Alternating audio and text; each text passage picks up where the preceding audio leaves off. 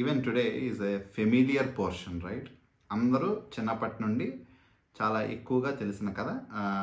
అందరికీ తెలిసిన కథ ఈ వాక్యంలో మనందరం ధ్యానించుకునేటప్పుడు చాలాసార్లు అందరికీ దేవుడు ఈ విధంగా గుడ్డివాడిని స్వస్థపరచడం అన్నది మనందరికీ తెలిసినదే. గత వారము we have seen how God has healed that man. దేవుడు ఆ యొక్క మనుషుడిని ఏ విధంగా స్వస్థపరిచారన్నది గత వారం మనం చూసుకున్నాం. ఏ విధంగా ఆ యొక్క ఉమ్ము వేసి ఆ యొక్క మట్టితో ఆయన్ని ముట్టి ఆ విధంగా అద్ది అనాయిట్ చేసి ఆయన్ని స్వస్థపరిచారన్నది మనం గత వారం చూసుకున్నాము. So today we will see very important thing called as unbelief. When unbelief investigates a miracle ఎలా ఉంటుంది అన్నది ఈ దినం మనం ధ్యానించుకోబోతున్నాము.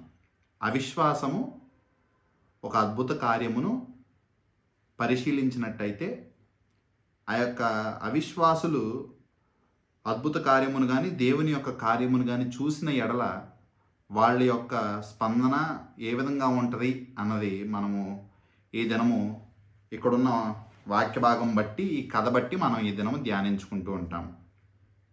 సో మనము let's see verse by verse, వాక్యము ఒక్కొక్క వచనం బట్టి మనం చదువుకుంటూ నేర్చుకుందాము. లెట్స్ సీ 13th verse, 13వ వచనము మనం చూసుకున్నట్టయితే అందుకు చూడండి. అంతకుముందు గ్రుడ్డి అయి యుండిన వానిని వారు పరిసయ్యుల యొద్దకు తీసుకుని పోయిరి.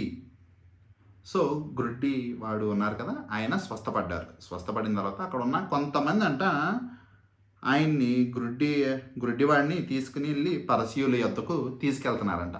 అక్కడున్న ఆ కొంతమంది ఎవరు? ఆ కొంతమంది ఎవరంటే మనం ఒకసారి 8వ అధ్యాయం చూసినట్టయితే, 8వ వచనం చూసినట్టయితే, 9వ అధ్యాయము 8వ వచనం చూసినట్టయితే, కాబట్టి పొరుగువారును వాడు భిక్షకుడని అంతకుముందు చూచిన వారును. సో వీళ్ళు కొంతమంది జనులు అక్కడ ఉన్నారు. వాళ్ళందరూ అక్కడ గ్రుడ్డివాడిగా ఉన్న ఆ యొక్క వ్యక్తిని చూశారు. ఏ విధంగా? గ్రుడ్డివాడిగా ఉండటము వాళ్ళందరూ ఆయన్ని చూసిన వారంట.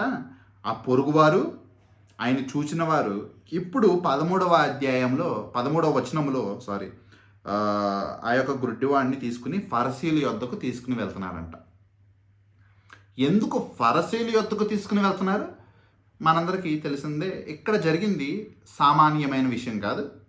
It's a supernatural thing, అతీతమైనది, మనుషులకి అర్థం కానిది. ఎందుకంటే పుట్టుకతో గుడ్డివాడైన వాడు రోజు ఆ యొక్క భిక్షాటన చేసుకుంటూ ఆ యొక్క ఆలయం ముందు కూర్చున్న వాడు ఏంటి, సడన్గా ఆయనకి ఆ విధంగా కళ్ళు రావటం ఏంటి అన్నది మనుషులకి అర్థం కానిది, అతీతమైనది. సో వాళ్ళకి ఆ యొక్క ప్రశ్న వల్ల థియలాజికల్ ఎవిడెన్స్ కొరకైనా లేకపోతే థియలాజికల్ ఎక్స్ప్లెనేషన్ అంటే దైవికమైన జ్ఞానము ప్రకారము ఏదైనా సమాధానము వెతకటానికి అన్నది వారి యొక్క హృదయ స్పందనగా ఉండి వాళ్ళు ఆ యొక్క దేవుని సంబంధులు అని చెప్పుకున్న ఆ యొక్క ఫరిసీయుల యొద్దకు తీసుకెళ్ళటం అనేది జరిగింది. అందరూ బాగా బైబిల్ చదివే వాళ్ళైతే, పాత నిబంధన అంతయు చదివి ఉంటే, పాత నిబంధనలో మనకి ఎన్నో అద్భుత కార్యాలు మనం చూస్తాం. కానీ the one miracle that we won't see, ఒక అద్భుత కార్యము మనం పాత నిబంధనలు ఏం చూడమంటే గ్రుడ్డివాడిని స్వస్థపరచటం. We have never seen in the Old Testament a blind man being healed. ఏ సంఘటన మనకి రాయబడలేదు. గ్రుడ్డివాడు స్వస్థపడటం అన్నది, లేని కళ్ళు మళ్ళీ సృష్టింపబడటం అన్నది పాత నిబంధన అంతయు ఎక్కడా చెప్పబడలేదు. అటువంటి ఎప్పుడూ చూడని కార్యము, ఎన్నడూ వాళ్ళ యొక్క గ్రంథాల్లో ఎరగని కార్యము ఇక్కడ జరగంగానే వాళ్ళందరికీ అటువంటి ఆశ్చర్యం కలుగుంది. ఎందుకంటే యేసుక్రీస్తు ప్రభువాన్ని వీళ్ళు అప్పటికి ఏం చేయాలనుకున్నారు? రాళ్ళు ఎత్తి కొట్టాలనుకున్నారు. ఆయన్ని దేవుని యొక్క దూషణ చేస్తున్నారని చెప్పేసి ఆయన సాతాను సంబంధుడు అని చెప్పి పిలుస్తూ, అదేవిధంగా ఆయన్ని సమరయుడిగా పిలుస్తూ ఆ విధంగా దూషిస్తూ ఉంటే, అటువంటి ఒక వ్యక్తి ఈ కార్యము, పాత నిబంధన ఎంతోమంది ప్రవక్తలు, దేవాతి దేవుడు ఎన్నో కార్యములు చేసి ఉండగా ఒక గ్రుడ్డివాడిని మాత్రం స్వస్థపరచడం అనేది ఎక్కడా రాయబడలేదు. ఆ విధమైన కార్యము ఈ యొక్క వ్యక్తి ఏ విధంగా చేయగలిగాడని అందరికీ దేర్ ఇస్ దిస్ క్యూరియాసిటీ. అందరికీ అటువంటి ఆసక్తి దాని పట్ల కలిగి ఉన్నది. దాని కొరకు ఫరిసీయుల దగ్గరికి ఆ యొక్క విషయాన్ని తీసుకుని వచ్చారు. ఇక్కడ ఒక సమస్య ఉంది. ఆ సమస్య ఏంటంటే 14వ వచనం చూడండి. యేసు బురద చేసి వాని కన్నులు తెరిచిన దినము విశ్రాంతి దినము. So here again there is the problem of a Sabbath day. Sabbath దినమున పని చేయటం అన్న దాని గురించి మళ్ళీ ఒక ఇబ్బంది. మొట్టమొదటి ఇబ్బంది ఏంటంటే, ఒక సమరయుడిగా పిలుస్తున్న ఒక వ్యక్తి, లేదా మెస్సయ్య కాదు, క్రీస్తు కాదు, ఆయన సాతాను సంబంధుడు అని చెప్పి పిలుస్తున్న ఒక వ్యక్తి ఎంత గొప్ప కార్యము పాత నిబంధన అంతట్లో చేయలేని కార్యం ఈయన ఎలా చేయగలిగాడు అన్నది మొట్టమొదటి సమస్య. రెండో సమస్య ఏంటంటే, ఆ కార్యం ఆయన సబాతు దినమున చేయటం అన్నది రెండవ సమస్య. We all do know there is this commandment in the 10 commandments. మొత్తము 613 ఆజ్ఞలు దేవుడు వారికి ఇచ్చి ఉండగా 613లో 10 ఆజ్ఞలు అన్నది మనకి ఆ యొక్క నిర్గమాకాండము 20వ అధ్యాయంలో మనకు కనిపిస్తుంటాయి. సో ఆ ఎక్సోడస్ 20 చాప్టర్లో when we see this 10 commandments, one of the command is to follow the Sabbath దేవుడు దీవించాడు గనక, దాన్ని ప్రత్యేకపరిచారు గనక ఆ దినము మనం విశ్రాంతి దినముగా ఆచరించవలసి ఉన్నదని చెప్పేసి అదొక ఆజ్ఞ మనకి ఉంది కనుక, ఆ యొక్క ఆజ్ఞ ఈయన మీరిన వాడిగా వాళ్ళందరికీ ఇదంతా కష్టతరంగా ఉందన్నమాట. మీ అందరికీ గుర్తుందో లేదో, I don't remember, this was not the first time దేవుడు సబాతు దినమును స్వస్థపరచడం కానీ, దేవుడు సబాతు దినమును పనిచేయటం అన్నది ఇది మొట్టమొదటిసారి కాదు. ఒకసారి మనందరం యోహాను సువార్త 5వ అధ్యాయం తిప్పుదాము. యోహాను సువార్త 5వ అధ్యాయంలో 9వ వచనం చూడండి. అక్కడ ఒక కృంటివాడు ఉన్నాడు. ఆయన నడవలేని వాడిగా ఉన్నాడు. తెస్తా నీటి కోనేరు దగ్గర ఆయన కూర్చుని ఉన్నాడు. ఆ 9వ వచనం చూడండి. అక్కడ ఆ యొక్క నడవలేని వాడిని, ఆ కృంటివాడిని దేవుడు స్వస్థపరుస్తారు. అది స్వస్థపరిచిన దినం ఏంటంటే సబాతు దినము. ఆ 9వ వచనంలో మనం చూస్తాము. 5:9, యోహాను 5:9. వెంటనే వాడు స్వస్థ నొంది తన పరుపెత్తుకొని నడిచెను. 10వ వచనము, ఆ దినము విశ్రాంతి దినము గనుక యూదులు, ఇది విశ్రాంతి దినము కదా, నీవు నీ పరుపెత్తుకొనదగదే అని స్వస్థ నొందువానితో చెప్పిరి. సో మనందరము ఈ యొక్క వాక్య భాగము ఆల్రెడీ వీ హ్యావ్ రెడ్, మనం చదువుకున్నాము, ఈ యొక్క వాక్య భాగం ధ్యానించుకున్నాము అంతకుముందు. ఇక్కడ కూడా దేవుడు ఒక నడవలేని వాడిని స్వస్థపరిచారు. అది సబాతు దినమున చేశారు. దానివల్ల అసలు కారణం ఏంటంటే, సబాతు దినమున దేవుడు స్వస్థపరచడం జరిగింది కాబట్టే అసలు యూదులు దేవుడిని హింసించటం అన్నది మొదలుపెట్టారు. దేవుడిని చంపాలని చెప్పి ప్రయత్నించడం అన్నది మొదలుపెట్టారు. ఎందుకంటే అక్కడ చూడండి 5వ అధ్యాయం 16వ వచనంలో ఉంటుంది. యోహాను 5:16లో, ఈ కార్యములను విశ్రాంతి దినమున చేసినందున యూదులు యేసును హింసించిరి. దేవుడు ఈ యొక్క కార్యములు విశ్రాంతి దినమున చేశాడు కనుక దే స్టార్టెడ్ పర్సిక్యూటింగ్ హిమ్. అది అక్కడతో ఆగలేదు. 18వ వచనంలో చూడండి. ఆయన విశ్రాంతి దినాచారము మీరుట మాత్రమే కాగా, దేవుడు తన సొంత తండ్రిని చెప్పి తను దేవునితో సమానునిగా చేసుకొని గనుక ఇందు నిమిత్తమున యూదులు ఆయనను చంపవలనని మరి ఎక్కువగా ప్రయత్నము చేసిరి. See, the escalation of those differences has started due to the God working on Sabbath.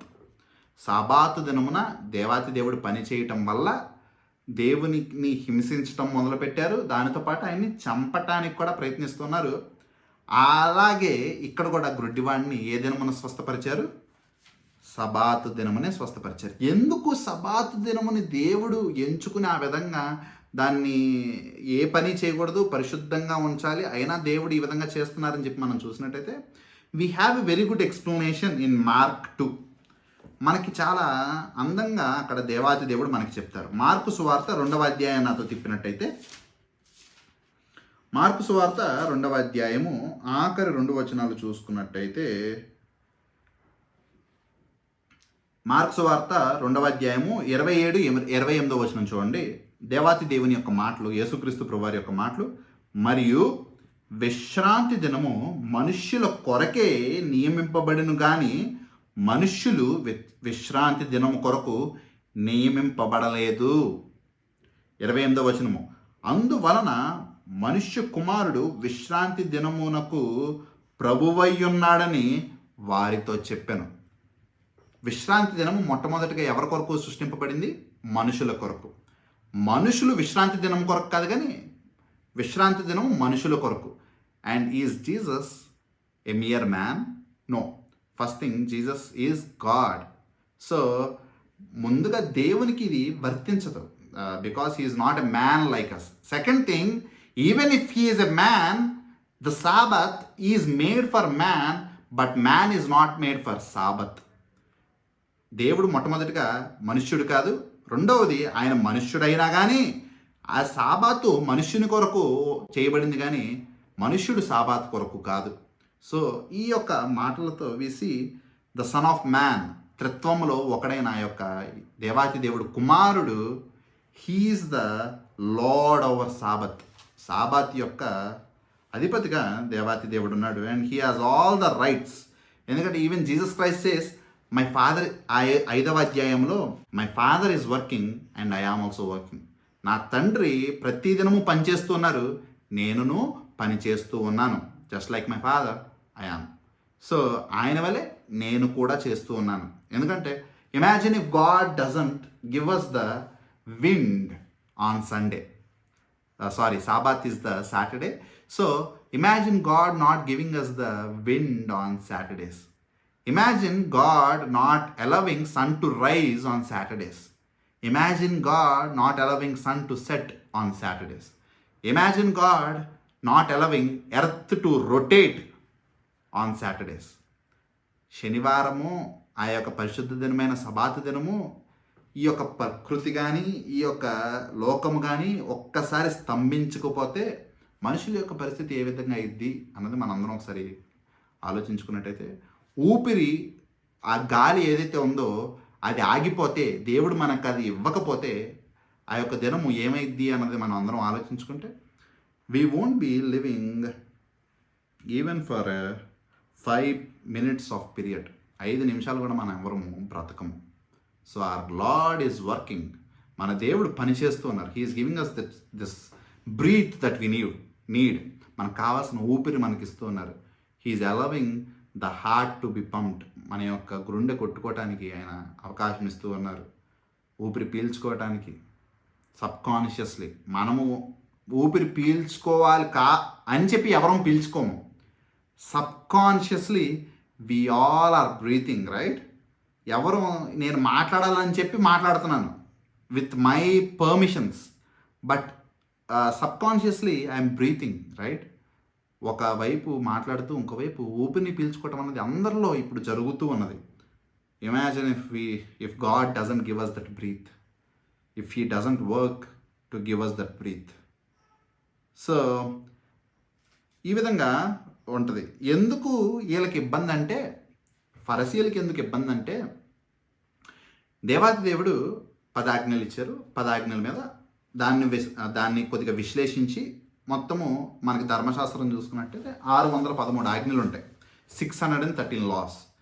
వీళ్ళు ఏం చేశారంటే, అక్కడ ఉన్న యూదులు కానీ ఫరిసీయులు కానీ మనుషులు, బేసిక్గా మనుషులు దేవుణ్ణి ఆ యొక్క ఆజ్ఞలు అర్థం చేసుకోవటానికి వీళ్ళు ఏం చేశారంటే, వీళ్ళంతట వీళ్ళు ఆ యొక్క ఆజ్ఞకి ఇంకో 10 ఆజ్ఞలు దాన్ని విశ్లేషించుకుని దాన్ని ఈ విధంగా అర్థం చేసుకోవాలని చెప్పి వీళ్ళ యొక్క అల్పమైన జ్ఞానంతో వీళ్ళ యొక్క అర్థాలు వీళ్ళు తీసుకుని ఈ విధంగా చేయాలి, ఆ విధంగా చేయాలని చెప్పేసి ఎన్నో లాస్ పెట్టుకున్నారు. ఎలాంటివంటే, గట్టిగా దగ్గొస్తే దగ్గకూడదు, తుమ్మొస్తే తుమ్మకూడదు, కరెక్ట్గా 5 అడుగులు మాత్రమే ఆ దినం వేయాలి, 10 అడుగులు వేస్తే పాపము. సో ఆ రోజు జుట్టు కత్తిరించుకోకూడదు, ఆ రోజు ఏమీ చేయకూడదు. కనీసం 5వ అధ్యాయంలో నువ్వు పరుపు ఎత్తుకుని నడవకూడదు అంటారు. పరుపు ఎత్తుకుని నడవటం కూడా అది పాపం. ఇటువంటి భయంకరంగా వాళ్ళ యొక్క ఆజ్ఞలు ఉంటూ ఉండేవి. వాళ్ళు ఏమనుకుంటున్నారంటే, ఈ విధంగా మేము చేసి దేవుని మెప్పిస్తున్నాం అనుకుంటున్నారు. కానీ వారు ఎంత మెకానికల్ అయిపోయారంటే, వారి యొక్క మతములో, వారి యొక్క విశ్వాసములో దేవాతి దేవుడే దిగివచ్చి మీరు చేసేది తప్పు అంటున్నా కానీ గుర్తించలేనంత గ్రుడ్డితనంలోనికి వెళ్ళిపోయారు. ఈ దినం కూడా జరిగేది అదే. ఈ దినం కూడా వాళ్ళ యొక్క విశ్వాసాలు, వాళ్ళ యొక్క ఆలోచనలు ఎంత ఎక్కువైపోయినాయంటే దేవుని కంటే, దేవాతి దేవుడే వచ్చి ఎదురు వాళ్ళకి కావాల్సిన ఎన్నో ఎవిడెన్స్ చూపిస్తున్నా కానీ గుర్తించలేని వారిగా వాళ్ళు ఉంటారు. ఈ దినము మీరు గమనించాల్సింది అదే. వాళ్ళు ఇదన్నీ చేసేది దేవుని మెప్పించడానికి, కానీ దేవాతి దేవుడు వచ్చినా కానీ గుర్తించలేనంత బ్లైండెడ్ అయిపోయారు వాళ్ళ యొక్క సెల్ఫ్ బిలీఫ్స్తో, సెల్ఫ్ రిలీజియన్తో. వాళ్ళు సృష్టించుకున్న మతాను, వాళ్ళు సృష్టించుకున్నటువంటి నియమాలకి ఎక్కువ ప్రాధాన్యత ఇస్తున్నారు కానీ దేవుడు చెప్పిన మాటలకు కాదు. ఈ దినం కూడా క్రైస్తవ్యము చాలా మటుకు ఆ విధంగానే ఉంది. క్రైస్తవ్యం యొక్క నియమాలు, క్రైస్తవ్యం యొక్క విధానాలు ఈ విధంగా ఉంటాయని చెప్పి పాటించేవారుగానే మనం ఉన్నాం. కానీ అవి ఎంతవరకు మన యొక్క దేవాతి దేవుణ్ణి మెప్పిస్తున్నాయి, అది దేవుని యొక్క వాక్యముకు ఎంత మాత్రము అది అనుకూలంగా ఉన్నాయి అన్నది మాత్రము పరిశీలించేవారిగా మనం ఎవరము లేము. So let's see the problem of this false religion. అబద్ధపు విశ్వాసంలోనికి వెళ్ళిపోతే అటువంటి అబద్ధపు విశ్వాసము, ఆ గ్రుడ్డితనం ఎంత భయంకరంగా ఉంటుంది అన్నది వీళ్ళని చూడండి, ఇప్పుడు మీకు తెలిసిద్ది. సో 15వ వచనం చూడండి. వాడు ఎలాగూ చూపు పొందెనో దాని గూర్చి పరసీయులు కూడా వానిని మరలా అడుగగా. సో ఆ గుడ్డివాడిని పిలిచారు. ఆ గుడ్డివాడిని వాళ్ళు తీసుకొచ్చారు, ఆ పొరుగువారు ఫరిసీయుల దగ్గరికి, ఏంటా అని చెప్పి తెలుసుకోవటానికి. ఆ యొక్క గుడ్డివాడిని నీ స్వస్థపరిచిన దినము విశ్రాంతి దినము. అప్పుడు ఆ ఫరిసీయులు ఆయన్ని మళ్ళీ అడుగుతున్నారంట. మళ్ళీ అడగటం ఏంటి? ఇంతకు ముందు ఎప్పుడైనా అడిగారా అంటే, ఒకసారి మనం 10వ వచనం చూసినట్టయితే, 10వ వచనంలో ఆ పొరుగువారు, అక్కడ ఉన్న జనులు ఆల్రెడీ ఆయన్ని అడిగారు. ఏంటంటే, వారు నీ కన్నులు ఎలాగూ తెరవబడినని వారిని అడుగగా. నీ కళ్ళు ఎలా తెరవబడినాయని చెప్పి ఆల్రెడీ ఆయన అడిగారు. సో ఇక్కడ మళ్ళీ ఫరిసీయులు ఇంకొకసారి అడుగుతున్నారు. మళ్ళీ అదే అడుగుతున్నారు. ఎందుకు అడుగుతున్నారంటే, they don't want to take the word of those neighbours. ఎవరైతే వాళ్ళ దగ్గరికి సంప్రదించడానికి వచ్చారో వాళ్ళ మాట తీసుకోవటం వాళ్ళకి లేదు. ఎందుకంటే అది నమ్మశక్యంగా లేదు. ఎందుకు నమ్మశక్యంగా లేదు? ఎందుకంటే వీళ్ళు ఆయన్ని, యేసుక్రీస్తు ప్రభువాన్ని ఏ విధంగా చూస్తున్నారు? దేవుడి యొక్క ధర్మశాస్త్రాన్ని నిర్వర్తించిన వాడిగా, పాపము చేసేవాడిగా, ఆ యొక్క సబాతు దినమున పనులు చేసుకునేవాడిగా, సమరయుడిగా, ఆఖరికి ఒకానొక సమయంలో దే కాల్ హిమ్ బెల్జబుల్, అపవాది సంబంధుడిగా పిలుస్తారు. సో యేసుక్రీస్తు ప్రభువాన్ని ఈ విధంగా చూస్తుంటే, ఆయనేంటి, పాత నిబంధనలో ఎంత గొప్ప ప్రవక్తలు వచ్చారు, దేవాతి దేవుడు ఎన్ని అద్భుత కార్యాలు చేశాడు, అట్టి కార్యము పాత నిబంధన అంతా ఎవరు చేయలేని కార్యము ఈయన ఎలా చేయగలడని ఇంకొకసారి ఇలా మాటలు వదిలేసి, they want this first hand witness. అంటే ఎవరైతే ఆ యొక్క కార్యాన్ని అనుభవించారో వాళ్ళనే పరిశీలిద్దాము, ఆయన్నే పరీక్షిద్దామని చెప్పేసి అక్కడ ఆ గుడ్డివాడిని మళ్ళీ ఇంకొకసారి అడుగుతారనమాట 15వ వచనంలో. సో ఆ 15వ వచనంలో ద బ్లైండ్ మ్యాన్ ఆన్సర్స్. ఆ గుడ్డివాడు ఏమని సమాధానం ఇస్తాడంటే చూడండి, నా కన్నుల మీద ఆయన బురద ఉంచగా నేను కడుక్కొని చూపు పొందితనని వారితో చెప్పెను. He gives the plain true honest answer. ఏ విధంగా ఈయనకి లోపల ఏ కార్యం జరిగింది, ఆయన అలా చేయగానే నాకు కళ్ళు తిరిగి నేను కింద పడిపోయాను, లేకపోతే నాకు ఇమ్మీడియట్గా ఏదో అయ్యి నేను గంతులు వేశాను, ఇలా ఆయన ఏమి ఎక్స్ట్రాపోలేట్ చేయట్లేదు. He is not exaggerating. అంటే జరిగినట్టు ఉన్నది ఉన్నట్టు ఏ విధంగా జరిగింది, దేవుడు ఆ విధంగా ఆ బురద పుయ్యంగానే ఈయన వెళ్ళాడు, కడుక్కొని రంగా నేను చూపు వచ్చింది. ఆ గుడ్డివానికి తెలిసిందేంటి, అంతే, అంతకుముందు చూడలేదు, ఇప్పుడు చూస్తున్నాడు. ఆ మాటలు చెప్పగా 16వ వచనం చూడండి. కాగా పరిసయ్యులలో కొందరు, ఈ మనుష్యుడు విశ్రాంతి దినమున ఆచరించుటలేదు కనుక దేవుని యొద్ద నుండి వచ్చినవాడు కాడనిరి. మరికొందరు, పాపి అయిన మనుష్యుడు ఇలాంటి సూచక క్రియలు ఎలాగూ చెయ్యగలడనిది. ఇట్లా వారిలో భేదము పుట్టెను. The lord has came in to this world bringing this division. దేవుడి లోకంలోనికి ఇటువంటి ఇటువంటి భేదము తీసుకురావటానికి వచ్చారు. దేని మధ్య? పాపులకి పరిశుద్ధులకి, విశ్వాసులకి అవిశ్వాసులకి, గొర్రెలకి మేకలకి, ఆ యొక్క బండ అనే నేల మీదకి, ఇసుక నేల మీదకి, చిరకాలము నిత్యత్వములో నిలిచిపోయే గృహముకి, కూలిపోయే గృహంకి. God has come into this world to bring this difference. యేసుక్రీస్తు ప్రభువారు కూడా ఈ మాటలు ఒకసారి మత్తయి సువార్త 10వ అధ్యాయము తిప్పినట్టయితే 34వ వచనంలో ఉంటుంది చూడండి. నేను భూమి మీదకి సమాధానమును పంపవచ్చితినని తలంచుకుడి, సమాధానమును పంపవచ్చితినని తలంచుకుడి, ఖడ్గమునే గాని సమాధానమును పంపుటకు నేను రాలేదు. ఒక మనుష్యునికి వాని తండ్రికిని కుమార్తెకును ఆమె తల్లికిని కొడుకులకును ఆమె అత్తకును విరోధము పెట్టవచ్చితిని. ఒక మనుష్యుని ఇంటివారే అతనికి శత్రువులగుదురు. ఇంతకన్నా నేను ఏం చెప్పగలను? ఇంతకన్నా ఈ యొక్క వాక్య భాగం గురించి ఏమన్నా విశ్లేషించగలనా? See, even if there is a strong family, even if there is this relationships, this earthly relationships, ఈ యొక్క భౌతికమైన లోకపరమైన సంబంధాలు, రక్త సంబంధాలు అన్నీ ఉండొచ్చు, కానీ coming to God, when we are under God, we cannot endorse the other one before God. ఎవరు ఆత్మకి వాళ్ళే బాధ్యులు. పక్కన వారి లేదా తోటి కుటుంబ సభ్యుల యొక్క ఆత్మలకు మనము బాధ్యులు అవ్వము. అది ఎంత తల్లిదండ్రులైనా, అన్నా చెల్లెళ్ళైనా, రక్త సంబంధులైనా, that doesn't work before God. దేవుని ఎదుట అదంతా పనిచేయదు. God is our father and whoever believes in him will be our brothers and sisters. That's what even Jesus Christ says. యేసుక్రీస్తు ప్రభువారు కూడా అదే చెప్తారు. So this is the heavenly family.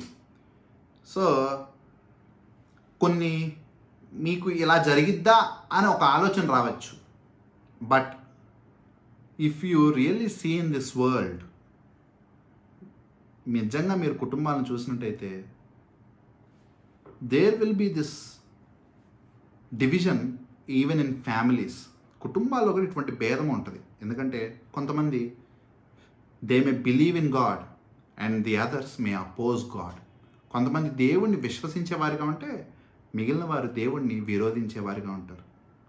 కొంతమంది దేవుడి యందు నమ్మిక ఉంచితే మిగిలిన వాళ్ళు దేవుణ్ణి దూషించేవారిగా ఉంటారు.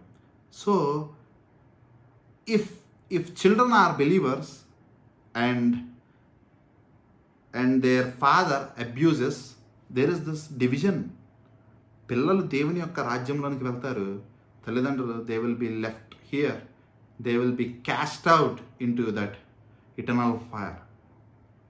If wife is a believer and husband is not, the wife will reach heaven and the husband will be cast out into eternal fire. ఒక కుటుంబంలో అయినా భార్య విశ్వాసి అయ్యి భర్త అవిశ్వాసంలో అంటే భార్య పరలోకముకి చేరుకొనిను, భర్త నరకంలోనికి వెయ్యబడిను. పిల్లలు విశ్వాసులయ్యి తల్లిదండ్రులు అవిశ్వాసులైతే పిల్లలు పరలోకానికి చేరుకుంటారు, తల్లిదండ్రులు నరకంలో వేయబడతారు. తల్లిదండ్రులు విశ్వాసులయ్యి పిల్లలు అవిశ్వాసంలో ఉంటే తల్లిదండ్రులు పరలోకానికి వెళ్తారు, పిల్లలు నరకానికి వెళ్తారు. There is this division. ఈ లోకంలో ఉన్నప్పుడు కూడా కొంతమంది మారిన వారు ఉంటారు, కానీ వారి యొక్క గృహంలో there is this strong opposition. నేనైతే ఇటువంటి కేసెస్ ఎన్నో చూశాను. Being born and brought up in Christian family, we may not know. క్రైస్తవ కుటుంబంలో పుట్టిన వారికి ఇది తెలియకపోవచ్చు, కానీ when they are born in a other religion, వేరే మతముల్లో వాళ్ళు జన్మించి అందులో దేవుణ్ణి ఎరిగి తెలుసుకున్న వారి యొక్క జీవితంలో ఇది చాలా బలంగా వాళ్ళు ఎదుర్కొంటూ ఉంటారు. బట్ గాడ్ హ్యాస్ సెడ్, వాళ్ళు ఈ లోకంలో 39 చూడండి, మత్తయి సువార్త 10:38-39 ఇంకోసారి చదువుతున్నాను. తన సిలువను ఎత్తుకొని నన్ను వెంబడింపని వాడు నాకు పాత్రుడు కాడు. You don't need to satisfy people. You should bear the cross of God. దేవుని యొక్క సిలువను, నీ యొక్క సిలువను నువ్వు మోసుకుని నడవాలి. It is not a way of rose petals. It is a hard way to walk in. చాలా కష్టమైనది, మార్గము ఇరుకైనది. అయినా కానీ మనుషులకి భయపడి దేవుణ్ణి విడిచిపెడితే ఇట్స్ హారెబుల్, చాలా భయంకరమైనది. మనుషులు ఏమైపోయినా పర్లేదు కానీ you should never stop following God. దేవుని వెంబడించడం మనం మాత్రం ఎవరి కొరకు విడిచిపెట్టకూడదు. 39వ వచనము, తన ప్రాణము దక్కించుకున్నవాడు దాన్ని పోగొట్టుకొనును, కానీ నా నిమిత్తము తన ప్రాణము పోగొట్టుకున్నవాడు దాన్ని దక్కించుకొనును. Whoever loses their life for the sake of God, they will gain their life. చాలామంది వారి యొక్క ప్రాణానికి ఏమి హాని తలపెట్టబడిద్దో, వారి యొక్క ఆనందానికి, వారి యొక్క సుఖములకు ఎటువంటి కష్టాలు వస్తాయో అని చెప్పేసి దేవుణ్ణి అంగీకరించిన వారిగా ఉంటారు.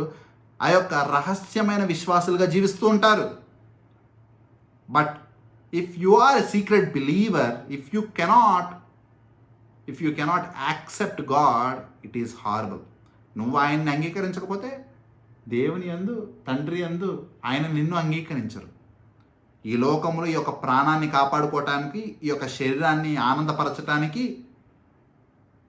విశ్వాసాన్ని మాత్రం విడిచిపెట్టినట్టయితే they will lose their life. ఈ ప్రాణము, ఈ యొక్క ఆనందము మనము నిజముగా నిత్యత్వములో పోగొట్టుకుంటాము. కానీ ఈ ప్రాణం కొరకు కానీ, ఈ యొక్క శరీరం కొరకు కానీ ఎటువంటి తాపత్రయము లేక మన యొక్క విశ్వాసాన్ని నిర్భయంగా మనము పాటించినట్టయితే we will surely find the life. మనము నిజంగా ఆ యొక్క జీవముని పొందుకుంటాము.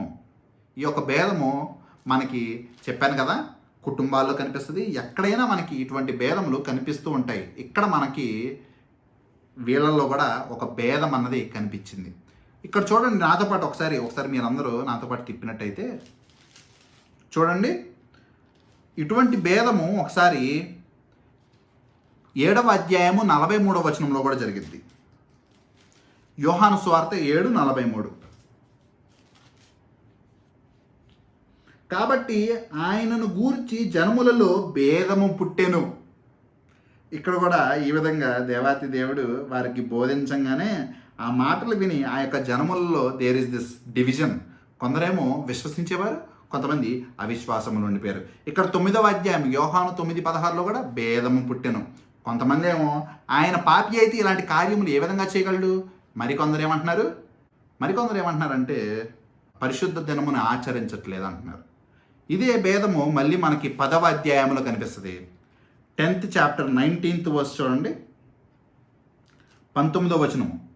ఈ మాటలను బట్టి యూదులలో మరలా భేదము పుట్టెను. There is again division. There is this division that God will bring in this world. He has came into this world with sword.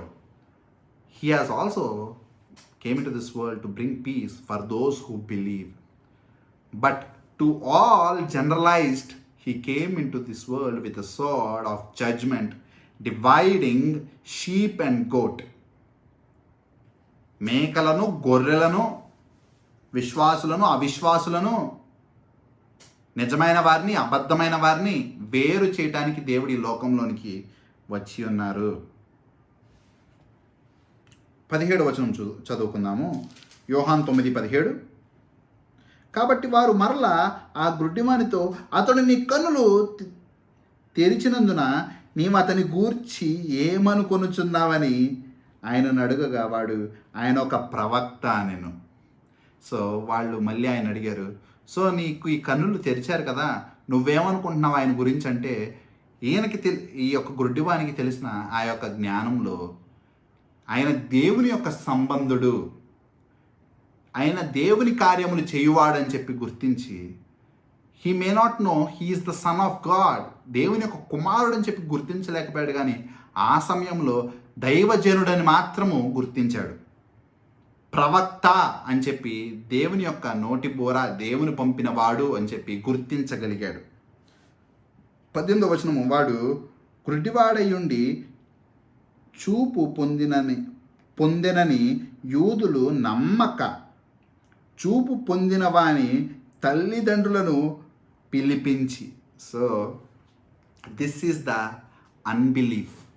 అవిశ్వాసులు ఏ విధంగా ఉంటారంటే, ముందుగా అక్కడున్న చుట్టూ పొరుగువారు చెప్పారు ఏమని, పుట్టుకతో గుడ్డివాడు, బయట భిక్షాటన చేసుకునేవాడు స్వస్థత పొందాడు, మళ్ళీ ఆయనకి కళ్ళు వచ్చినాయంటే నమ్మల.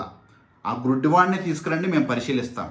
సరే, ఆ గుడ్డివాడిని తీసుకుని వచ్చారు. ఆ గుడ్డివాడు వచ్చి, అవును నేనే, నాకు గుడ్డివాడిగా ఉండగా నాకు చూపు వచ్చింది, ఆయన ఈ విధంగా నన్ను స్వస్థపరిచారు, ఆయన ప్రవక్త అని చెప్పి ఆయన గురించి చెప్తే మళ్ళీ నమ్మట్ల. ఈడు నిజంగా పుట్టుకతో గుడ్డివాడో కాదో పరిశీలిద్దామని చెప్పేసి వాళ్ళ యొక్క తల్లిదండ్రులను కూడా పిలవటం అన్నది ఇక్కడ మనం చూస్తూ ఉన్నాము. 19వ వచనం, గుడ్డివాడై పుట్టినని మీరు మీ కుమారుడు వీడేనా? అలాగైతే ఇప్పుడు వీడేలాగు చూచుచున్నాడని వారిని అడిగిరి. సో ఆ పొరుగువారి సాక్ష్యం పనికిరాలా, స్వస్థత పొందిన ఆ యొక్క గుడ్డివాని యొక్క సాక్ష్యం పనికిరాలా, మళ్ళీ ఇక్కడ వారి యొక్క తల్లిదండ్రులని మీరు గుడ్డివాడని కొడుకు ఈయనేనా, మరి ఇప్పుడు ఎలా చూస్తున్నారని చెప్పేసి అక్కడ వారి యొక్క తల్లిదండ్రులను ప్రశ్నించడం అన్నది మనకు కనిపిస్తుంది. అప్పుడు అందుకు వాని తల్లిదండ్రులు ఏ విధంగా సమాధానం చెప్తున్నారు చూడండి. వీడు మా కుమారుడినియు వీడు గుడ్డివాడుగా పుట్టిననియు మేమెరుగుదము.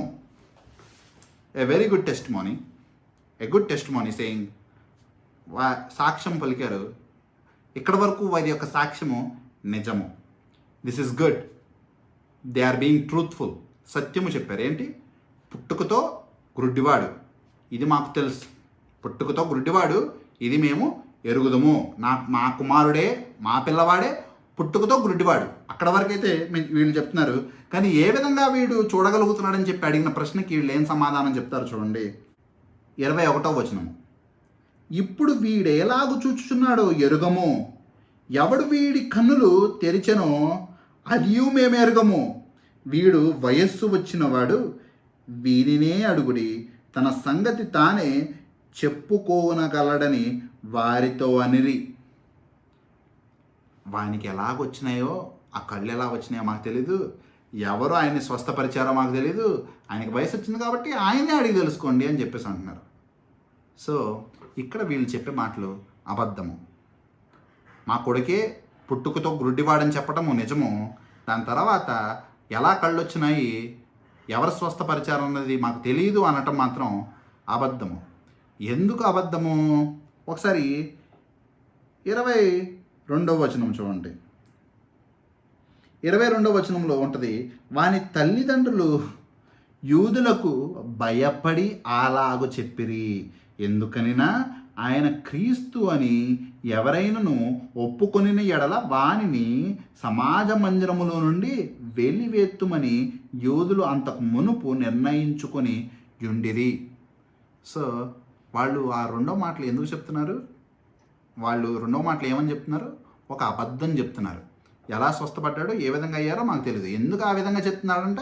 అవుట్ ఆఫ్ ఫియర్, భయముతో వాళ్ళు చెప్తున్నారంట. ఇందా మనం మత్తయి సువార్త 10వ అధ్యాయంలో మనం చూసుకున్నాం. Whoever is afraid and they will preserve their life will lose it, and whoever loses their life for the name of the lord will receive the life. ఎవరైతే దేవుడి నామం కొరకు ప్రాణాలు పోయేటానికైనా సిద్ధపడి ఆయన నామం కొరకు జీవిస్తారో, they will have this eternal life. But whoever is shied of taking his name, ఆయన యొక్క నామాన్ని ఉచ్చరించడానికి కానీ ఆయనకి సాక్ష్యం పలకటానికి కానీ సిగ్గుపడేవారు, they will lose their life. They will lose their life. Here we see this again. ఇక్కడ మళ్ళీ మనము ఇదే చూస్తూ ఉన్నాము. పిల్లవాడు, వాళ్ళ యొక్క బిడ్డ ధైర్యంగా సాక్ష్యం పలుకుతున్నాడు. తల్లిదండ్రులై భయంతో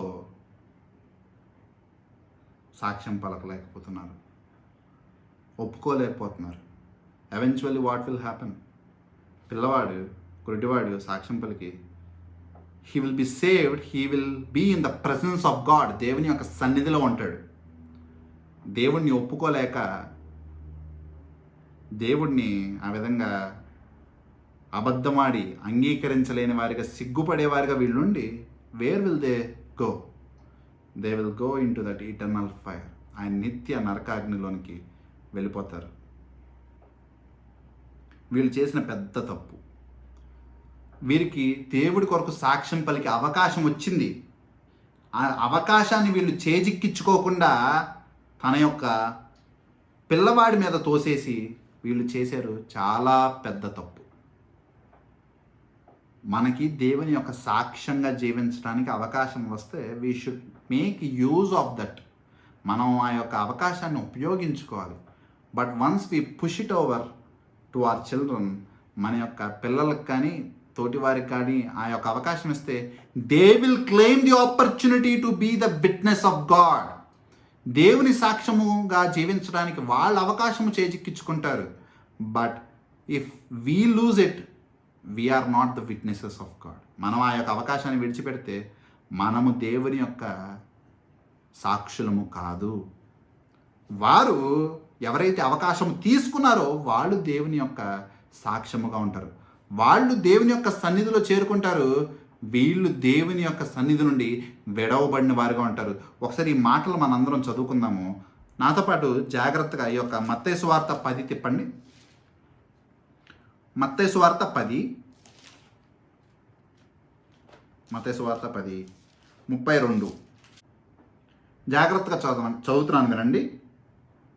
మనుష్యుల ఎదుట నన్ను ఒప్పుకొన్న వాడెవడో పరలోకమందున్న నా తండ్రి ఎదుట నేనును వానిని ఒప్పుకొందును. మనుష్యుల ఎదుట ఎవడు నన్ను ఎరుగననునో వానిని పరలోకమందున్న నా తండ్రి ఎదుట నేనును ఎరుగనందును. Whoever accepts me before the people, I will accept them before the Father.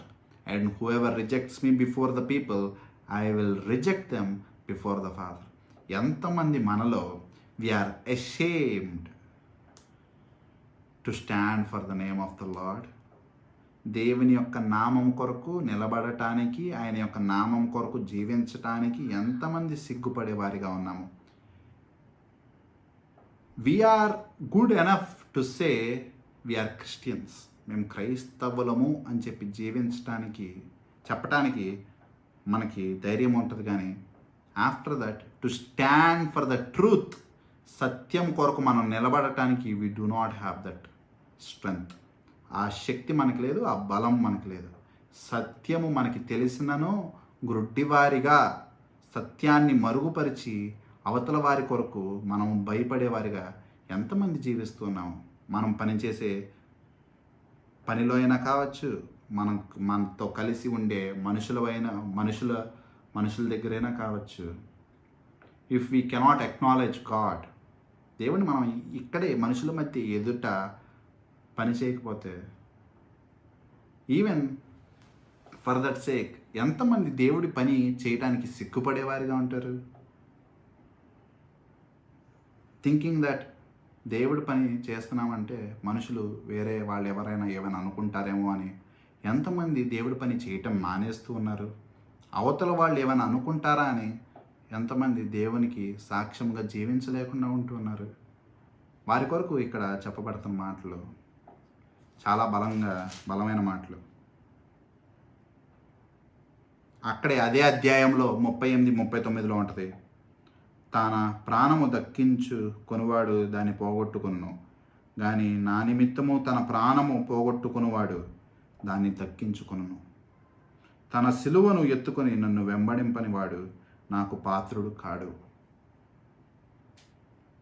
So do not be ashamed. Paul also says, I am not ashamed of the gospel. సువార్త గూర్చి నేను సిగ్గుపడేవాడిని కాదు. And are we still afraid? ఇంకా మనం భయపడేవారిగా ఉన్నామా ఆ యొక్క తల్లిదండ్రుల్లాగా? పిల్లవాడు చెప్పుకుంటాడు, నా పిల్లవాడు సాక్ష్యం పలుకుతాడని చెప్పేసి పిల్లల మీద తోసివేసి మనం ఆ యొక్క అవకాశాన్ని పోగొట్టుకునే వారిగా ఉన్నామా? సాక్ష్యములుగా జీవించే అవకాశాన్ని మనం చేతులారా పోగొట్టుకుంటున్నామా? దేవుడు మనకి సాక్ష్యం పలికి అవకాశం ఇచ్చినను మనం పోగొట్టుకుంటూ ఉన్నామా? ఎవరో సాక్ష్యం పలుకుతారులే, మనం ఎందుకు పలకాలి అని చెప్పేసి విస్మరించే వారిగా ఉన్నామా? We should question our self. మనల్ని మనం పరిశీలించుకోవాలి. So let's go into this 24th verse, 24వ వచనం చూసుకుందాము. కాబట్టి వారు గ్రుడ్డివాడయుండిన మనుష్యుని రెండవ మారు పిలిపించి దేవుణ్ణి మహిమపరచుము, ఈ మనుష్యుడు పాపి అని మేమెరుగుదమని వానితో చెప్పగా.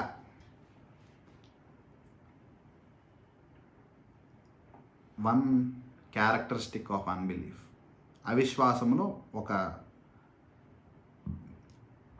ఒక లక్షణం ఏంటంటే they derive their conclusion even before investigation.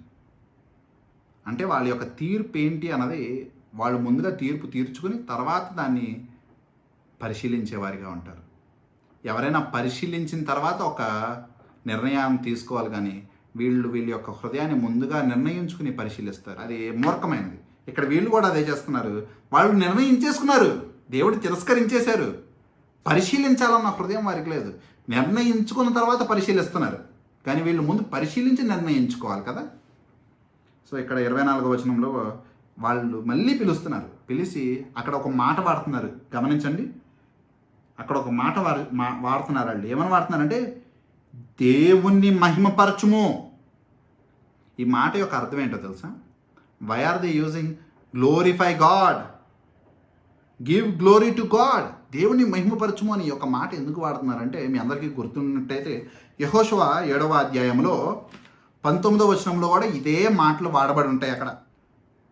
అప్పుడు యెహోషువ ఆకానుతో, నా కుమారుడా, ఇజ్రాయేలు దేవుడైన యెహోవాకు మహిమను చెల్లించి ఆయన ఎదుట ఒప్పుకొని నీవు చేసిన దాన్ని మరుగు చెయ్యక నాకు తెలుపుమని నిన్ను వేడుకొనుచున్నానని చెప్పగా. దీని అర్థం ఏంటంటే డు నాట్ లై, అబద్ధాలు ఆడద్దు. ఇంకా దేవుణ్ణి మహిమపరచు అంటే be a witness and say the truth. ఇంకా అబద్ధాలు కట్టిపెట్టి సత్యము చెప్పు అని చెప్పేసి ఇక్కడ ఆ యొక్క గుడ్డివాడికి కూడా వీళ్ళు చెప్తున్నారు. దేవుణ్ణి మహిమపరచు అంటే సత్యముతో దేవుణ్ణి మహిమపరచమని చెప్పేసి అక్కడ అంటూ ఉన్నారు. కానీ వాళ్ళు ఏం గుర్తించట్లేదంటే the blind man is giving a true witness. సత్యవంతుడైన ఆ యొక్క గుడ్డివాడు సత్యాన్నే చెప్తూ ఉన్నాడు. పాపం ఏ విధంగా దేవుడు ఆయన్ని బురద పూసి స్వస్థపరిచాడో చెప్తూ ఉన్నాడు.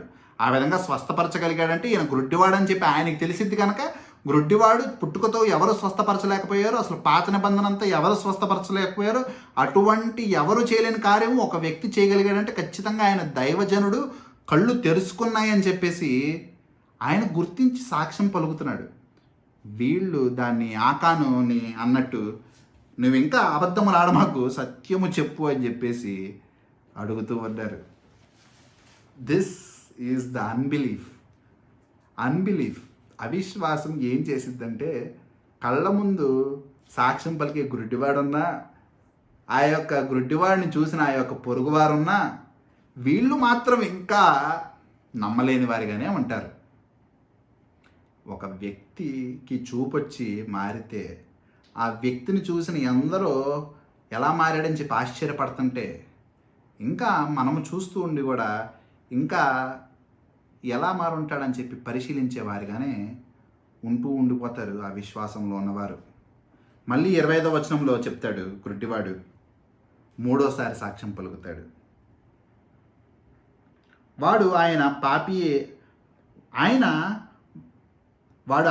పాపియో కాడో నేను ఎరుగను, ఒకటి మాత్రము నేను ఎరుగుదును, నేను గ్రుడ్డివాడినై ఉండి ఇప్పుడు చూచుచున్నానెను.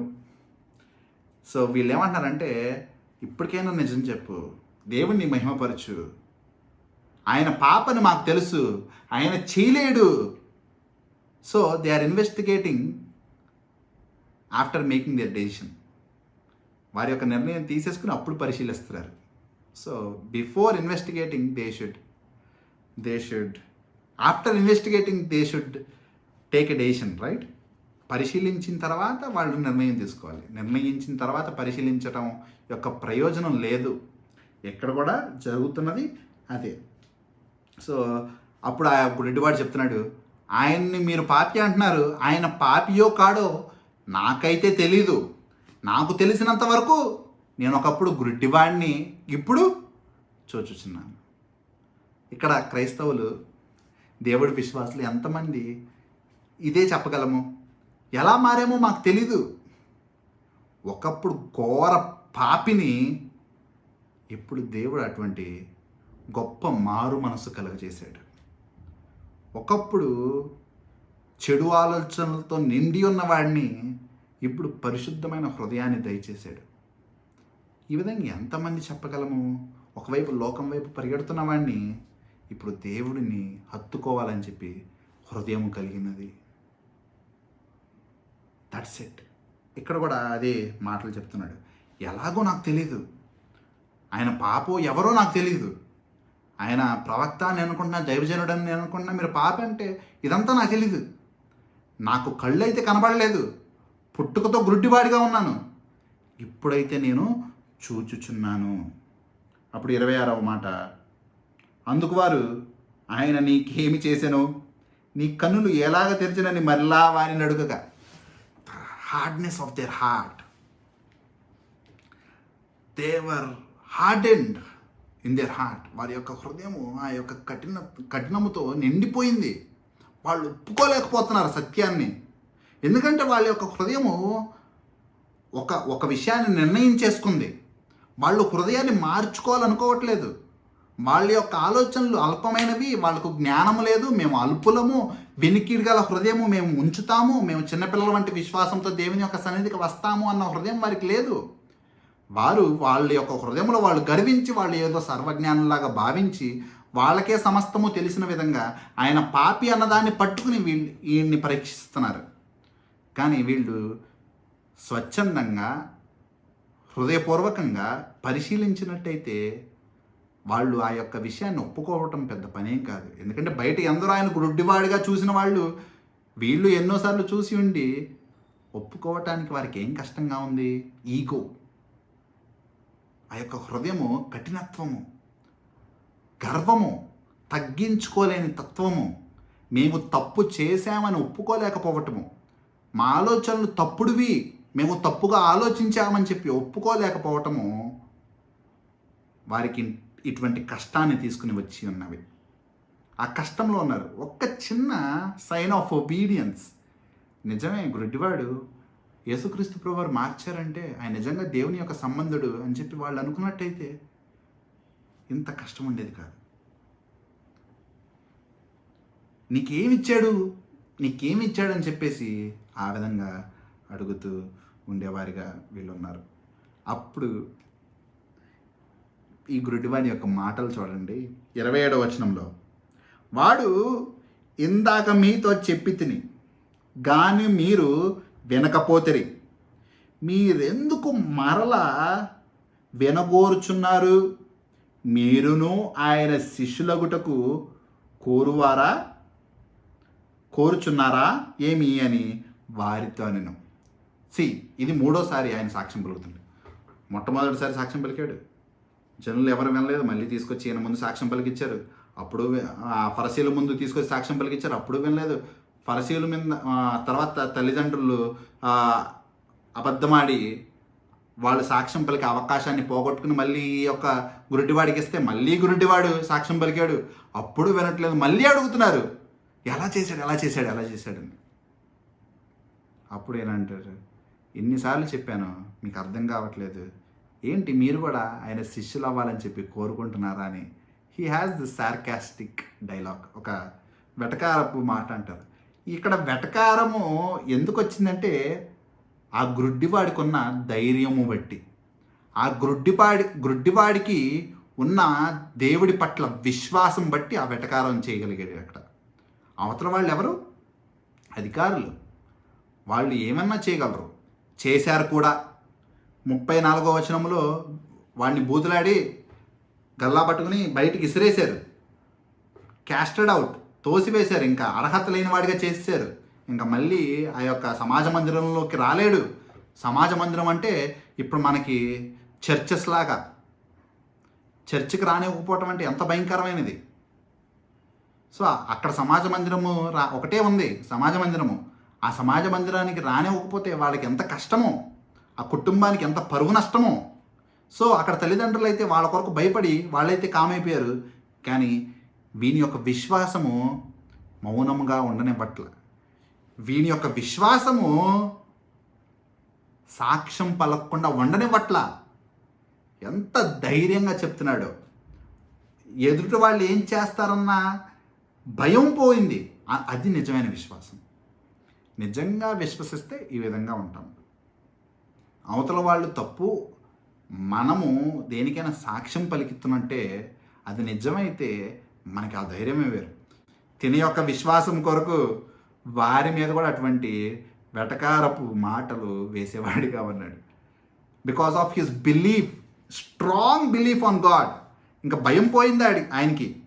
ఎందుకంటే దేవుడు సంబంధి ఒకడు ఉన్నాడు, నన్ను గ్రుడ్డివాడుగా ఉన్నవాడిని స్వస్థపరిచాడు, ఆయనకి వ్యతిరేకంగా వీళ్ళు ఉన్నారు, వీళ్ళ వైపు ఉండే కంటే ఆయన వైపు ఉండటమే నాకు మంచిది అన్నట్టు ఆ విశ్వాసంలో ఉన్నాడు, ఆ బలమైన విశ్వాసంలో ఉన్నాడు. ఇంకా దేనికి భయపడేవాడిగా లేడు. దేవునికి భయపడేవాళ్ళు ఎవరికి భయపడరు. దేవునికి భయపడని వారే ప్రతిదానికి భయపడుతూ ఉంటారు. సార్కాజం out of confidence in the belief of Jesus. దేవుని యందు విశ్వాసం ఉండటం ద్వారా ధైర్యము నింపుకుని ఆ విధంగా వెటకారం చేయగలిగాడు. సో 28వ వచనము, అందుకు వారు నీవే వాని శిష్యుడు, మేము మోసే శిష్యులము. దేవుడు మోషేతో మాట్లాడినని ఎరుగుదము కానీ వీడు ఎక్కడి నుండి వచ్చినో ఎరుగమని చెప్పి వానిని దూషించరు. మోషే గారు ఎక్కడ దేవుడితో మాట్లాడారో మాకు తెలుసు, కానీ వీడెక్కడి నుండి, ఇక్కడ ఎవరి గురించి మాట్లాడుతున్నారంటే యేసుక్రీస్తు ప్రభువారి గురించి. సో మీరు ప్రతిసారి చూసినట్టయితే యేసు మీకేం చేశాడని ఎవరు మాట్లాడరు. అసలు యేసు అన్న మాట వీళ్ళు ఉచ్చరించడానికి, ఆ మాట తీసుకోవటానికే వీళ్ళకి చాలా నామోషి. ఆ పేరే ఉచ్చరించరు, ఆ నామమే వీళ్ళు పలకరు. వీళ్ళు వాడు వీడు అని చెప్పి పేరు ఎత్తని వారిగా వీళ్ళు బ్రతుకుతూ ఉన్నారు. ఆ పేరు తీసుకోవటానికే సిగ్గుపడే వారిగా వీళ్ళు ఉంటూ ఉన్నారు. అందుకే నేను ఈ దినము ఆరాధన పాటలలో యేసయ్య నామం ఎంత పరిశుద్ధమైనది, జుంటి తేనెదారుల కన్నా ఎంత మధురమైనది, ఎంత గొప్పది, ప్రార్థన చేసే ప్రతి ఒక్కసారి యేసుక్రీస్తు ప్రభువారి యొక్క నామములో మనం ప్రతిదీ పొందుకుంటూ ఉన్నాము. The name has the power to cast demons. దెయ్యాలను వెళ్ళగొట్టడానికి, ఇటువంటి ప్రకృతిని అదుపులో పెట్టడానికి, ప్రతిదానికి the name has the power. But they are ashamed to take that name. వాళ్ళు సిగ్గుపడేవారిగా ఉన్నారు ఆ యొక్క పేరు ఉచ్చరించడానికి. వీడు ఎక్కడి నుండి వచ్చాడు అని చెప్పి మాకు తెలియదు అని చెప్పేసి మాట్లాడుతూ ఉన్నారు. యేసుక్రీస్తు ప్రభువారు ఎక్కడి నుండి వచ్చారు? ఆ యొక్క యోహాను సువార్త 6వ అధ్యాయంలో, నేను I am the bread of the life that came from the heavens. నేను ఈ లోకముకు జీవాహారమై ఉన్నాను, పరలోకము నుండి దిగి వచ్చిన అన్నమాట. So the heavenly origins they are not able to realise. వాళ్ళు గుర్తించలేకపోతున్నారు. ఆఖరికి 7వ అధ్యాయము 33వ వచనంలో కూడా Jesus Christ talks about his heavenly origins. నేను పరలోకము నుండి పంపబడిన వాడను, ఎక్కడి నుండి వచ్చారో మాకైతే తెలీదు అని చెప్పి వీళ్ళు ఇక్కడ పలుకుతూ వీళ్ళు ఇక్కడ అబద్ధం ఆడుతూ ఉన్నారు. అప్పుడు అక్కడ 30వ వచనం చూడండి, నాకు చాలా నచ్చిన మాటలు. 30, 31, 32. ఆ గ్రుడ్డివాడు he starts preaching these people. ఆ యొక్క గుడ్డివాడు సాక్ష్యం పలకటము మొదలు పెడతాడు. ఆ గుడ్డివాడు వాళ్ళకి బోధించటము మొదలు పెడతాడు. చూడండి 30, 31, 32, 30లో అందుకు ఆ మనుష్యుడు, ఈయన ఎక్కడి నుండి వచ్చనో మీరు ఎరగకపోవుట ఆశ్చర్యమే, అయినను ఆయన నా కన్నులు తెరిచెను. ఆయన ఎక్కడి నుంచి వచ్చారో మీరు ఎరగకపోవటము ఆశ్చర్యమే. ఎందుకంటున్నాడు ఆ మాటలు? గుడ్డివాడిని స్వస్థపరచటము దేవునికి తప్పితే ఎవరికి సాధ్యము? పాత నిబంధన అంతట్లో చేయలేని కార్యము దేవాతి దేవుడు తప్పితే ఇంకెవరు చేయగలరు? అయినా కానీ వీళ్ళు నమ్మలేకపోవటం అన్నది చూసారా, అది నిజముగా ఆశ్చర్యమే. వాళ్ళు నమ్మలేకపోవటము చాలా ఆశ్చర్యమైనది. గుడ్డివాడు సాక్ష్యం పలుకుతున్నా, ఆ తోటివారు సాక్ష్యం పలుకుతున్నా ఇంకా వీళ్ళు నమ్మలేకపోవటము చాలా ఆశ్చర్యమే. అదే ఇక్కడ గుడ్డివాడు కూడా అంటున్నారు, మీరు నమ్మలేకపోవటము ఆశ్చర్యమే. దేవుడు పాపుల మనవి ఆలకింపడని ఎరుగుదము. Isn't it true? నిజం కాదా? దేవుడు పాపుల మనవి ఆలకింపడు. మనకు ఆ మాట కీర్తనలు 66వ వచనంలో ఉంటుంది కదా, 66వ అధ్యాయంలో 18వ వచనంలో ఉంటుంది. If you have iniquity in our heart, మన యొక్క హృదయంలో పాపం ఉండినట్టయితే, పాపపు తలంపులు ఉండినట్టయితే మన యొక్క ప్రార్థన దేవుని యొద్దకు చేరదు. నీతిమంతుల ప్రార్థన దేవుడు ఆలకించును. God hears the righteous. మన యొక్క నీతి కార్యాలు మురికి గొడ్డల వంటివి. దేవుని చేత మనం నీతిమంతులుగా తీర్చబడితే కానీ we are not righteous. If our heart is desperately wicked and we have that iniquity thoughts in our heart continuously, మన యొక్క హృదయాలోచనలు ఎప్పుడు పాపముగానే ఉంటాయి మారు మనసు రక్షణ లేనంత వరకు. We are slaves of sin. Our prayer won't reach to God. దేవుని ఎందుకు వెళ్ళదు? ఎలా వెళ్ళింది దేవుని యొక్క సన్నిధికి మన యొక్క పాపపు ప్రార్థన? Until unless it is a prayer of repentance. పశ్చాత్తాపముతో కూడిన ప్రార్థన అయితే తప్పితే పాపుల మనవి ప్రభువు ఆలకించడు. దేవా నన్ను రక్షించుకో దేవా నేను పాపిని అన్న ప్రార్థన ఆలకించి మనల్ని పరిశుద్ధులుగా చేసిన తర్వాత నీతిమంతుల ప్రార్థన దేవుడు ఆలకించును. But many pray for everything except the salvation. రక్షణ తప్పితే ప్రతీదీ ప్రార్థన చేస్తారు, thinking that their prayer is reaching God. వాళ్ళ యొక్క ప్రార్థన దేవుడు ఆలకిస్తున్నాడు అనుకుని. No, God listens the righteous. Righteous are the children who do not know the difference between good and evil. పాపము పుణ్యము ఎరగని ఆ యొక్క చిన్న పిల్లల ప్రార్థన, నీతిమంతులుగా ఎంచబడే ఆ యొక్క పిల్లల ప్రార్థన దేవుడు ఆలకించును. And after once they knew the good and evil, God will again hear the prayers once they are saved. But before that, they can always pray for their salvation. A prayer of repentance, a fervent prayer that is so heavy to reach God. భారము కలిగిన ప్రార్థన, పశ్చాత్తాపంతో కూడిన ప్రార్థన దేవుడు ఆలకిస్తాడు. కీర్తనలు 66:18 it says, iniquity in heart the prayer won't reach God. If we are sinners, దేవుడు ఆ యొక్క ప్రార్థన ఆలకించడు. సీ దిస్ మ్యాన్, ఈ గుడ్డివాడు, he is talking like a theologian. దేవుడి వాక్యాన్ని బోధించే వాళ్ళ మాట్లాడుతున్నాడు. ఆ యొక్క పాత నిబంధన వాక్యాలు ప్రకటిస్తూ వాళ్ళకి చెప్తూ ఉన్నాడు, వాళ్ళకి బోధిస్తున్నాడు. ఈ విధంగా ఉంది కదా, అయినా కానీ ఆ యొక్క వ్యక్తి నన్ను స్వస్థపరిచాడంటే మీరు ఆయన్ని పాపి అని చెప్పి ఎలా పిలవగలరు? ఆయన చేసిన ప్రార్థన దేవుడు ఆలకిస్తే మీరు పాపని ఎలా పిలవగలరు? నేను పుట్టుకతో గుడ్డివాడిని, ఇప్పుడు స్వస్థపడ్డానంటే ఆయన ప్రార్థన దేవుడు ఆలకించాడు కదా. ఈ విధంగా వారితో వాదించగలుగుతున్నాడు. సీ దట్ 32nd verse, 32వ వచనము. పుట్టు గ్రుడ్డివాడిని కన్నులు ఎవరైనా తెరిచినట్టు లోకము పుట్టినప్పటి నుండి వినబడలేదు. పుట్టుకతో గ్రుడ్డివాడైనా కన్నులు తెరచబడినట్టు లోకము పుట్టినప్పటి నుండి ఈ దినం వరకు ఎవ్వరు ఎక్కడా మనం వినలేదు. ఎందుకంటే పాత నిబంధన అంతయు పుట్టుకతో గ్రుడ్డివాడైనా కళ్ళు తెరవబడటం ఎక్కడా లేదు. ఇది నాకు జరిగిందని చెప్తూ ఉన్నాడు. ఆఖరికి 34వ వచనం, అందుకు వారు నీవు కేవలము పాపివై పుట్టినవాడవు, నీవు మాకు బోధింపవచ్చితివా అని వానితో చెప్పి వానిని విసిరివేసిరి. See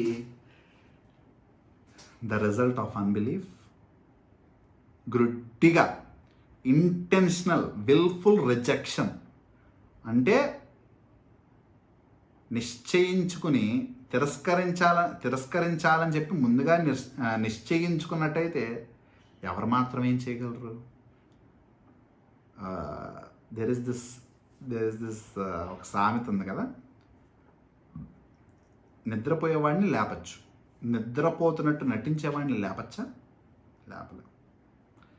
so this when we wilfully reject, తీర్మానించుకొని మేము తిరస్కరించాల్సిందే, అవతల ఎన్ని సాక్ష్యాలు కనిపిస్తున్నా, ఎంత నిజం కనిపిస్తున్నా, మేము గర్విష్ఠులం కనుక, మేము గొప్పవారం కనుక, మేము అవతల వాడు చెప్పింది వినము కనుక, మేము తీర్మానించుకుని కూర్చున్నాం కనుక, మేము చెప్పిందే సత్యం అనుకుంటాం కనుక అవతల వాడిని మేము విశ్వసించము అని చెప్పి అవిశ్వాసంలో బ్రతికినట్టయితే the hardness will not allow us to change. అది మనల్ని మారనివ్వదు. ఇక్కడ వీళ్ళకి జరిగింది అదే. ఈ యొక్క అవిశ్వాసం ఎక్కడికి దారి తీసిద్దంటే సత్యం కొరకు నిలబడే వారిని హింసించేవారిగా వీళ్ళు ఉంటారు. మనము when we go doing outreach, స్వార్థ పరిచర్య చేస్తూ సువార్తను ప్రకటిస్తూ లోకంలోనికి వెళ్ళినప్పుడు we will face this lot of disappointment. చాలాసార్లు we will be so disappointed, right? ఎందుకంటే we are not getting anything out of it. We are not doing it for like a business. మనం అక్కడ ఏం బిజినెస్ చేయట్లేదు. we are not earning anything. మనం ఏం సంపాదించుకోవట్లేదు. we are going to share the goodness that we have experienced. a genuine believer's heart, నిజమైన విశ్వాస యొక్క హృదయము, నేను ఎవరో నాకు చెప్పటం వల్ల నేను తెలుసుకున్నాను, నేను మారగలిగాను, రుచి చూశాను, నాకు తెలుస్తుంది, అవతల వాళ్ళు రుచి చూస్తే కానీ వాళ్ళు తెలియదు అని చెప్పి ఎంత విశ్వాసంతో మనం వెళ్ళి వారికి చెప్తామో, there is this most of the time we will face this disappointment. చాలా మన యొక్క బాధ మనకు చాలా బాధ కలిగించే విధంగానే ఉంటుంది. ఎందుకంటే this world won't receive God in their unbelief. వారి యొక్క అవిశ్వాసంలో దేవుడిని వాళ్ళు అంత ఈజీగా స్వీకరించలేరు. I really request and ask each and every Christians to proclaim this gospel. సువార్తని లోకంలో ప్రకటించడం అన్నది చాలా అవసరము. ప్రకటించమని చెప్పి ప్రతి ఒక్కరిని కోరుకుంటాను. ఎందుకు కోరుకుంటానంటే that they may know how the things are real in this world. When we are being covered in this protection, when we are not in the world, బయట మనం వెళ్ళి సువార్త కొరకు నిలబడకపోతే we don't understand the pain the real evangelists are going through.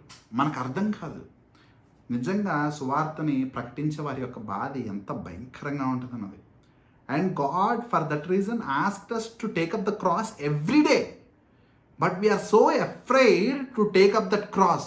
ఆ యొక్క కాడి మోయటానికి మనం ఎంత భయపడతా ఉంటామో, ఇంకొకరికి ప్రకటించడానికి ఎంత భయపడుతూ ఉంటామో. లోకము దిగంతములకి స్వార్థ ప్రకటించుని ప్రతి ఒక్కరిని శిష్యులుగా చేయుడి అంటే శిష్యులే ప్రకటించకపోతే ఏం జరిగింది? మనము వెన్ వీఆర్ రియల్లీ సేవ్డ్, రక్షింపబడితే we are the disciples of God. We are the children of God. If we don't proclaim, who will proclaim the truth? మనము దేవుని సత్యాన్ని ప్రకటించకపోతే ఇంకెవరు ప్రకటిస్తారు? You know, when I honestly say, give them the truth, సత్యము నిజముగా ఇవ్వాలనుకుంటే, you know what will be the response? The response that the blind man has faced. ఇక్కడ గుడ్డివాడు ఏదైతే చూశాడో, నిజంగా సత్యాన్ని ఆ యొక్క సువార్తని ప్రకటించేటప్పుడు మనం కూడా అదే చూస్తాం. నేను వ్యక్తిగతంగా చాలాసార్లు అదే చూస్తూ ఉంటాను. So it is very sad, but we don't need to be afraid, because God says, ఆయన నామం కొరకు if you lose something in this world, it is actually our gain. ఈ లోకంలో మనం ఏం పోగొట్టుకున్నా అది నిజంగా దేవుని యొక్క రాజ్యంలో మనము సంపాదించుకున్నట్టు. Whatever we gain in this world we will lose in his kingdom. ఈ లోకంలో మనం సంపాదించుకున్నది, ఈ ప్రాణము కొరకు తాపత్రయపడేది పరలోకంలో మనం పోగొట్టుకునే వారిగా ఉంటాం. So I request individual everyone to be the witnesses like the blind man. ఆ గుడ్డివాడు ఆయన్ని దూషించడానికి వాళ్ళు సిద్ధపడుతున్నా, ఆయన్ని వెలివేయడానికి సిద్ధపడుతున్నా, ఏ విధంగా ఆయన నమ్మిన దాని కొరకు నిలబడ్డాడు, ఆ సత్యం కొరకు, వెలుగు కొరకు నిలబడ్డాడు. అట్టి విధంగా మనందరం కూడా నిలబడాలి. వారి యొక్క తల్లిదండ్రుల్లాగా చేతులు తులుపుకునే వారిగా మనం ఉండకూడదు. ఆ తల్లిదండ్రుల్లాగా పక్కన వాడు ఎవరో చేస్తారని చెప్పి మనం చూస్తూ ఉండకూడదు. But if we are the children of God, why can't we do the will of God? మనము దేవుని పిల్లలైతే మనమెందుకు దేవుని చిత్తము నెరవేర్చలేకపోతున్నామని మనందరం ఆలోచించుకుందాము. Let's all pray and close. ప్రార్థన చేసుకుని ముగించుకుందాము. మా ప్రియ పరలోకపు తండ్రి, దేవాని యొక్క ఘనమైన నామానికి వందనములు. తండ్రి, నీకు స్తుతులు, నీకు స్తోత్రములు. ఇంకొక దినము తండ్రి నీవు ప్రసాదించావు. అవును దేవా తండ్రి, మేము సంపాదించుకోలేదు, నీవు ప్రసాదించావు. ఇంకొక క్షణము నీవు మాకు దయచేసావు. నీవు ఇంకను నీ యొక్క రాకడ రానియక ఆలస్యము చేస్తున్నావంటే దేవా, దాన్ని బట్టి మేము మారాలని, ఎందరో నాశనం అవ్వకూడదు, ప్రతి ఒక్కరిని యందు విశ్వాసం ఉంచి మారాలని నీవు ఆలస్యము చేస్తుండగా తండ్రి, దాన్ని మేము చేతకానితనంగా తీసుకుని దేవా నిన్ను నిర్లక్ష్యపరుస్తూ ఈ లోకములోనికి తండ్రి, ఈ యొక్క లోకాశలకు తండ్రి వాటిని మెప్పించేవారిగా బ్రతుకుతున్నాము. క్షమించండి దేవా, నీవు మాకు సమయం ఇస్తున్నామని చెప్పి మా యొక్క మనోనేత్రములు తెరుము తండ్రి. ఆ యొక్క గ్రుడ్డితనము నుండి స్వస్థపరచుము తండ్రి. గ్రుడ్డివాడి వల్లే నీ యొక్క నామము కొరకు నిలబడివారిగా తండ్రి, నీ యొక్క నామము పరిశుద్ధపరచువారిగా, నీ యొక్క నామమును దీవించువారిగా, నీ యొక్క నామమును ఘనపరచువారిగా, నీ యొక్క నామమును ప్రకటించువారిగా ప్రతి ఒక్కరిని మార్చుమయ్యా. మా యొక్క సేఫ్ జోన్లో దేవా, మా యొక్క ఆనందమైన గృహముల్లో తండ్రి మేము దాక్కుని జీవించక నీ నామము కొరకు లోకమందు దేవా ప్రకటించుచు, నీ నామము కొరకు ఎన్ని అవమానాలకైనా తండ్రి మేము గురవ్వటానికి సిద్ధపడి భయపడకుండా ఉండేవారిగా మమ్మల్ని నడిపించు. ఆ గుడ్డివాని యొక్క తల్లిదండ్రుల్లాగా ఎవరు ఉండకుండా మాలో ప్రతి ఒక్కరిని నీ యొక్క నామం కొరకు పురికొలుపుమయ్యా. నీవు సంపాదించుకున్న నీ యొక్క సొత్తు తండ్రి, మేము నీకు ఉపయోగపడకపోతే మా యొక్క జీవితం వ్యర్థము దేవా. సహాయం చేయము. ప్రతి ఒక్కరిని నీవు పిలుచుకుంటే తప్పితే ఎవ్వరూ నీ యొక్క సన్నిధికి రాలేదు తండ్రి. తండ్రి, మేము ఎంత నీ యొక్క వాక్యం ప్రకటించినాను తండ్రి దేవా, నీ నామం కొరకు నిలబడినాను తండ్రి. అటువంటి అవిశ్వాసంలో వాళ్ళు జీవిస్తుండగా నీవు వారిని పిలుచుకుంటే తప్పితే వారు బయటికి రాలేరయ్యా. నీవు వారి యొక్క హృదయాన్ని మారిస్తే తప్పితే వాళ్ళు మారలేరు తండ్రి. సహాయం చేయము. నీ యొక్క కృప వారి పట్ల చూపించుము. నీ కృప వారికి చాలుము దేవా. సహాయం చేయము. మా మీద ఇంకనటువంటి అవిశ్వాసంలో జీవిస్తూ గుడ్డివారిగా బ్రతుకుతున్న వారిని తండ్రి, ఆ యొక్క గుడ్డితనం నుండి స్వస్థపరచు. వారి యొక్క మనోనేత్రులు తెరువుము తండ్రి దేవా. ఆత్మీయమైన స్వస్థతను వారికి దయచేయండి. ఆ చీకటి నుండి వెలుగులోనికి వారిని నడిపించమని పేరు పేరున ప్రతి ఒక్కరిని జ్ఞాపకం చేసుకుంటూ యేసయ్య వారి దివ్యమైన నామములో ప్రార్థిస్తూ వేడుకుంటున్నాం తండ్రి.